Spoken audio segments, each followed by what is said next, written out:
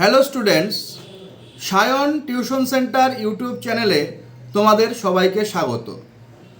তোমরা যারা উত্তরবঙ্গ বিশ্ববিদ্যালয়ে যারা সেকেন্ড সেমিস্টারে মাইনর পল, ডিএসসি পল আর ফোর্থ সেমিস্টারের মাইনর পল রয়েছ, তোমাদের জন্য আজকের ক্লাসটি গুরুত্বপূর্ণ। গত দুটি ক্লাসে আমি ভারতের গণপরিষদ এবং ভারতের সংবিধানের প্রস্তাবনা সম্বন্ধে আলোচনা করেছিলাম। আজকে আমি আলোচনা করব ভারতের সংবিধানের প্রধান প্রধান বৈশিষ্ট্যগুলো। ভারতীয় সংবিধান শুরু হয় 1950 সালের 26শে জানুয়ারি।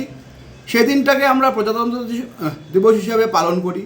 তো সেই দিনটাকে খেয়াল রেখে ভারতীয় সংবিধান রচনা করা হয়।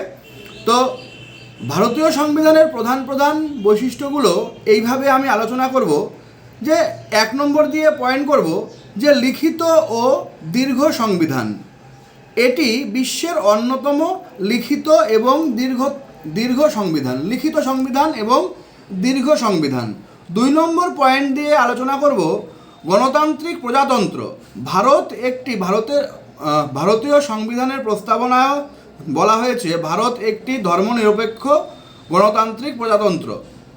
তার মানে ভারত একটি সার্বভৌম সমাজতান্ত্রিক ধর্মনিরপেক্ষ এবং গণতান্ত্রিক প্রজাতন্ত্র রাষ্ট্র। তো এটাও ভারতের সংবিধানের প্রধান বৈশিষ্ট্য।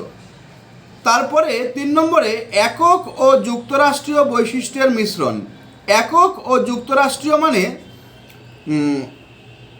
কেন্দ্রীয় সরকার আর রাজ্য সরকার, দুটি সরকার এককভাবে কাজ করে, আবার দুটি সরকারের মধ্যে মেলবন্ধন হিসেবেও কাজ করে। তো ভারতীয় সংবিধানের কেন্দ্রে ও রাজ্যের মধ্যে ক্ষমতার বিভাজন করা হয়েছে, তবে প্রয়োজনে কেন্দ্র আলাদা ক্ষমতা ভোগ করে, প্রয়োজনে রাজ্য আলাদা ক্ষমতা ভোগ করে, প্রয়োজনে উভয়ই মিলেমিশে একটি ক্ষমতা ভোগ করে। একে বলা হয়েছে একক এবং যুক্তরাষ্ট্রীয় বৈশিষ্ট্যের মিশ্রণ।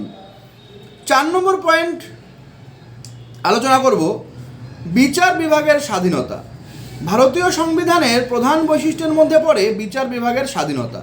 বিচার বিভাগ সম্পূর্ণরূপে স্বাধীন এবং সংবিধান রক্ষা করার প্রধান দায়িত্ব হলো বিচার বিভাগের। এটাও কিন্তু ভারতীয় সংবিধানের মূল একটা বৈশিষ্ট্য, বিচার বিভাগের স্বাধীনতা। 5 নম্বর সামাজিক ও অর্থনৈতিক ন্যায় বিচার। তো সংবিধানের উদ্দেশ্য হলো সমাজের ন্যায় প্রতিষ্ঠা, স্বাধীনতা ও সাম্য প্রতিষ্ঠা করা। এটাও কিন্তু ভারতীয় সংবিধানের একটি প্রধান বৈশিষ্ট্যের মধ্যে পড়ে। 6 নম্বর ভারতের সংবিধানের মৌলিক অধিকার। ভারতীয় সংবিধানের প্রধান বৈশিষ্ট্যের মধ্যে আরও একটি প্রধান বৈশিষ্ট্য হলো মৌলিক অধিকার। ভারতীয় সংবিধানের 3য় অংশে নাগরিকদের জন্য কিছু মৌলিক অধিকার সুনিশ্চিত করা হয়েছে। ভারতের নাগরিকদের বর্তমানে মৌলিক অধিকারের সংখ্যা হলো 6টা। এবার 7 নম্বর যদি আলোচনা করি পরিচালনার রীতিমালা। তো ভারতীয় সংবিধানের কিছু মৌলিক অধিকার রয়েছে, কিছু মৌলিক কর্তব্য রয়েছে এবং কিছু রাষ্ট্র পরিচালনা কিভাবে হবে সেটা নিয়েও কিন্তু সংবিধান আলোচনা করেছে।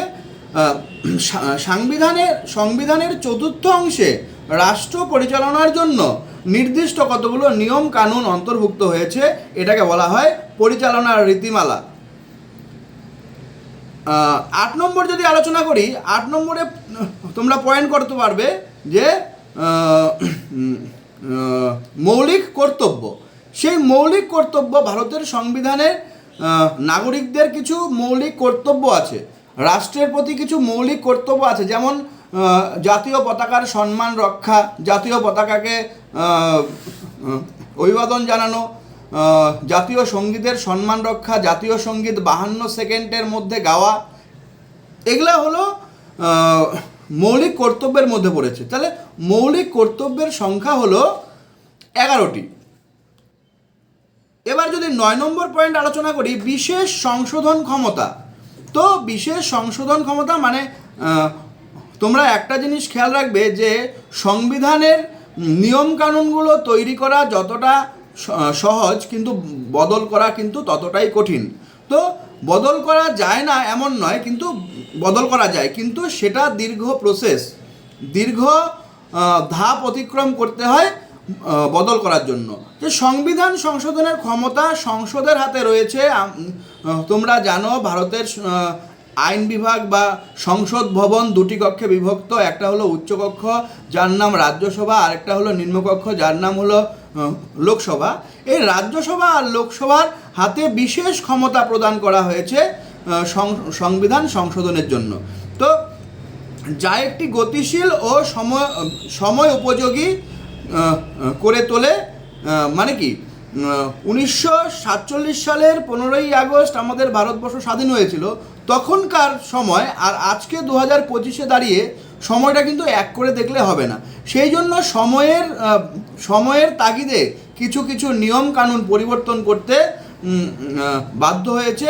আমাদের যারা রাষ্ট্রনায়করা আছেন তারা কিন্তু অনেক বিচার বিশ্লেষণ করে আমাদের এই পুরনো ধ্যান ধারণাগুলোকে কিছু পরিবর্তন করে নতুন করে সংবিধানের সংশোধনী করেছে। তো এটাকে বলা হয় বিশেষ সংশোধন ক্ষমতা। 10 নম্বর, বিশ্বের বিভিন্ন সংবিধানের প্রভাব। আমাদের ভারতীয় সংবিধান বিভিন্ন দেশ থেকে কতগুলো অংশ করে নেওয়া। মানে আমাদের দেশের সংবিধান যেসব জিনিস ভালোটুকু আমাদের দেশে কিন্তু সংযোজন করা হয়েছে। তো এটি বিশ্বের বিভিন্ন দেশের সংবিধান থেকে অনুপ্রাণিত হয়ে এই সংবিধান রচনা করা হয়েছে। 11 নম্বরে যদি বলি জাতীয় সংহতি, আমরা অভিন্ন, এই জয়গানকে সামনে রেখে, এই স্লোগানকে সামনে রেখে আমাদের ভারতবর্ষের সংবিধানটা তৈরি হয়েছিল। আমাদের ভারতবর্ষ একটি ধর্মনিরপেক্ষ রাষ্ট্র, যেখানে হিন্দু, মুসলমান, শিখ, জৈন, খ্রিস্টান বিভিন্ন ধর্মের মানুষরা যাতে সমান সুযোগ সুবিধা পায়, সেজন্য জাতীয় সংহতি বলে একটা সংবিধানের বৈশিষ্ট্যের মধ্যে সংযোজন করা হয়েছে। এটি ভারতের ভৌগোলিক এবং সাংস্কৃতিক ঐক্য রক্ষা করার জন্য ব্যবস্থা গ্রহণ করা হয়েছে। 12 নম্বর শেষ পয়েন্ট যদি বলি, নাগরিকত্বের বিধান। সংবিধানের নাগরিকত্ব অর্জন, হারানো এবং অধিকার সংক্রান্ত স্পষ্ট বিধান রয়েছে। মানে আমরা যে ভারতীয় নাগরিক, সেই ভারতীয় নাগরিকদের বিশেষ কতগুলো সিম্বল রয়েছে, যেমন আধার কার্ড, যেমন ভোটার কার্ড, যেমন প্যান কার্ড, এসব যেমন খুব সহজেই পাওয়া যায়, ভারতীয় নাগরিকরা খুব সহজেই পায়। কিন্তু এটা পেতে গেলে ভারতীয় নাগরিকত্ব হওয়ার প্রমাণ দিতে হয়। তো নাগরিকত্বের বিধান বলে একটা জিনিস আছে, সেটাও কিন্তু বৈশিষ্ট্যের মধ্যে পড়েছে। তো এই হলো ভারতীয় সংবিধানের প্রধান বৈশিষ্ট্য। আজকের ক্লাসটা আমি এখানেই শেষ করছি। তো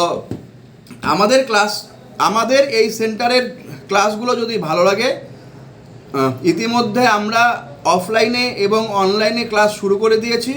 তোমরা আর দেরি না করে কেউ যদি অনলাইনে পড়তে চাও তার ব্যবস্থাও আছে, কেউ যদি অফলাইনে পড়তে চাও তার ব্যবস্থাও আছে। আর দেরি করো না। চ্যানেলটি যদি ভালো লাগে তবে বন্ধুদের মধ্যে শেয়ার করে দিও। ধন্যবাদ সকলকে।